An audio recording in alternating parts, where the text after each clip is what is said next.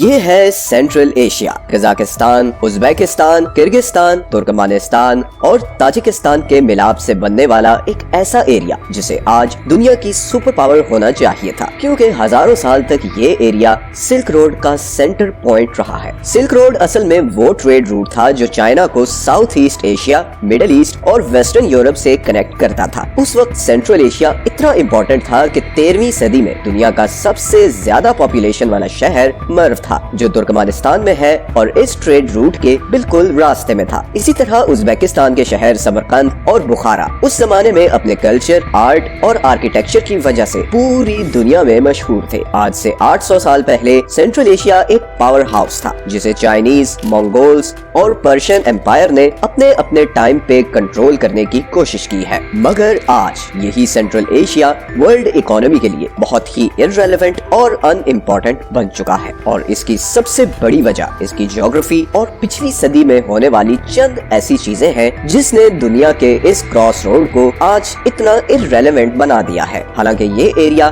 بہت سے natural resources سے مالا مال ہے۔ سینٹرل ایشیا کی جیوگرافی دیکھیں تو وہ بالکل لینڈ لاکڈ ہے اور ان 5 کنٹریز کی کسی بڑے سمندر کو ایکسس نہیں ہے، اور پھر یہ area 3 world powers Russia, Iran اور چائنا کے بیچ سینڈوچ ہے، جو اپنے فائدے کے لیے اس کو انفلوئنس کرتے رہتے ہیں۔ اب جیوگرافی کا کسی بھی کنٹری کی اکنامک سکسیس میں بہت بڑا رول ہوتا ہے۔ اس کنٹری کا ایگریکلچرل پوٹینشیل، اس کی ٹریڈ روٹس کو ایکسس، اسے دشمنوں سے بچانا، یہ سب چیزیں جیوگرافی ڈیفائن کرتی ہے۔ اگر ہم سینٹرل ایشیا کی بات کریں تو اس کا تقریباً 60% ایریا ڈیزرٹ ہے۔ ترکمانستان کے 70% ایریا پر کراکوم ڈیزرٹ ہے اور اس کی صرف 20% زمین ایگریکلچر کے قابل ہے۔ اسی طرح ویسٹرن ازبیکستان بھی سارا ڈیزرٹ ہے، اور اسی لیے یہ دونوں کنٹریز اپنے باقی پڑوسیوں اسپیشلی قزاقستان سے کمپیریٹیولی غریب ہے، کیونکہ قزاقستان کی نارتھرن سائیڈ ایگریکلچر کے لیے بہت فرٹائل ہے اور یہاں پر ویٹ اگائی جاتی ہے جو سارے سینٹرل ایشین کنٹریز کو جاتی ہے، لیکن قزاقستان کی بھی سدرن اور ویسٹرن سائیڈ خشک اور انفرٹائل ہے۔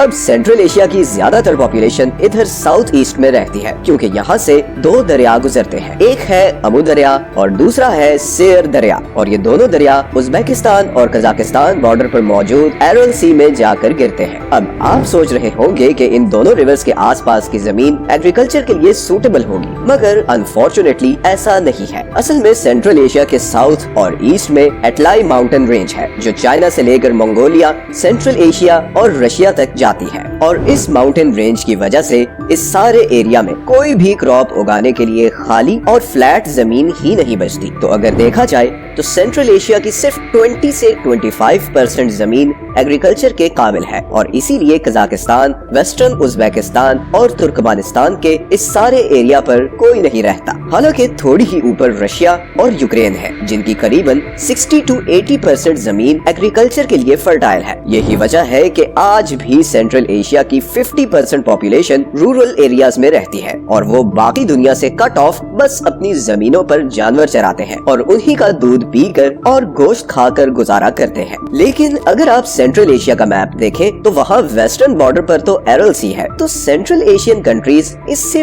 فائدہ کیوں نہیں اٹھاتے؟ اس کا جواب جاننے کے لیے ہمیں ہسٹری میں جانا ہوگا۔ اصل میں آج سینٹرل ایشیا میں جتنے بھی لوگ رہتے ہیں وہ اصل میں ترک ہے، جو آج سے قریباً 4000 سال پہلے سائبیریا، نارتھرن چائنا اور ایسٹ ایشیا سے مائگریٹ کر کے ادھر آئے۔ 6th century AD کے اراؤنڈ ان لوگوں نے یہاں پر اپنی امپائر قائم کی جو بلیک سی سے لے کر منگولیا تک پھیلی ہوئی تھی۔ پھر 7th اور 8th century میں امو دریا سے لے کر سیر دریا کا یہ سارا ایریا مسلم کنٹرول میں چلا گیا۔ یہ وہی ایریاز ہے جنہیں آج ازبیکستان، تاجکستان اور قزاقستان کہتے ہیں۔ پھر 13th اور 14th century میں منگولز نے اس سارے ایریا پر قبضہ کر لیا اور بہت سالوں تک سینٹرل ایشیا منگولوں کے کنٹرول میں رہا۔ 16th century میں جب منگولز کا زور ٹوٹا تو رشین اور چائنیز امپائر کے بیچ اس ایریا کا کنٹرول لینے کی کوشش شروع ہو گئی، اور پھر فائنلی 1917 میں سوویت یونین نے اس سارے ایریا کو اپنے کنٹرول میں لے لیا۔ سوویت یونین نے سب سے پہلا کام یہ کیا کہ یہاں پر رہنے والے 5 بڑے ایتھنک گروپس قزاق، تاجک، ترکمانی، ازبیک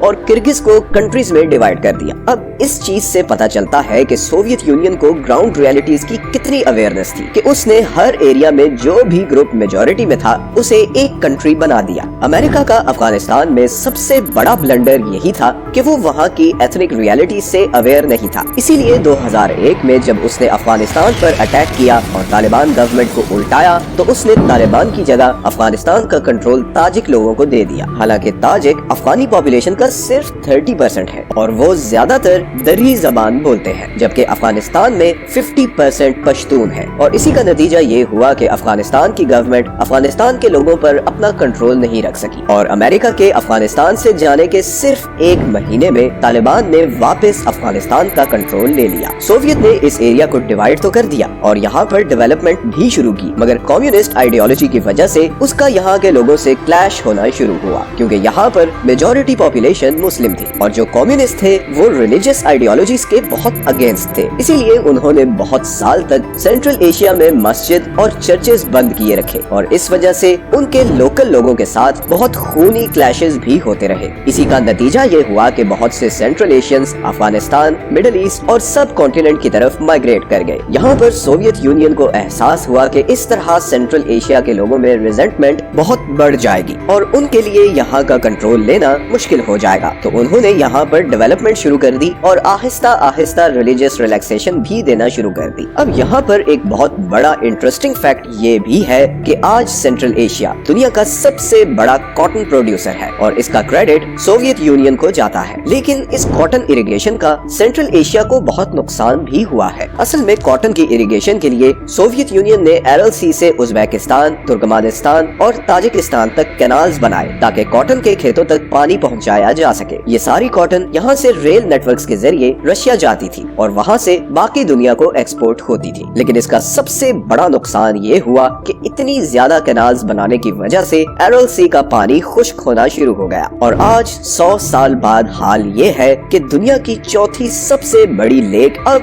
ایک ڈیزرٹ بن چکی ہے۔ سوویت یونین نے 40-50 سال سینٹرل ایشیا کی کاٹن ایکسپورٹ سے خوب پیسہ کمایا۔ 1991 میں سوویت یونین ٹوٹنے کے بعد سینٹرل ایشین کنٹریز پر سوویت کنٹرول تو ختم ہو گیا، مگر ان کے لیے 2 نئی پرابلمز سامنے آ گئی۔ ایک تو برسوں کمیونسٹ کنٹرول میں رہنے کی وجہ سے ان کی انڈسٹری تباہ ہو چکی تھی اور اب انہیں نئے سرے سے انڈسٹری اور اکانومی کھڑی کرنی تھی، اور دوسرا ان کنٹریز کے لیے پانی کا سب سے بڑا سورس ایرل سی اب تقریباً ختم ہو چکا تھا۔ انہی اکنامک پرابلمز کی وجہ سے گورنمنٹس ڈیلیور نہیں کر سکی اور کئی سینٹرل ایشین کنٹریز میں 1990s کے بعد زبردست سول وار اور پولیٹیکل انسٹیبلٹی شروع ہو گئی، جیسے 1990s میں تاجکستان اور کرگستان میں سول وار ہوئی، اور پھر 2005 میں ازبیکستان میں بہت زیادہ ریوالٹس ہوئے جس میں گورنمنٹ اور لوکلز میں بہت لڑائی ہوئی، اور یہ سلسلہ اب تک چل رہا ہے۔ اور پھر اوپر سے ورلڈ پاورز کے بیچ ہونے کی وجہ سے سینٹرل ایشیا ایک پاور پولیٹکس کا شکار بھی رہتا ہے، جیسے آج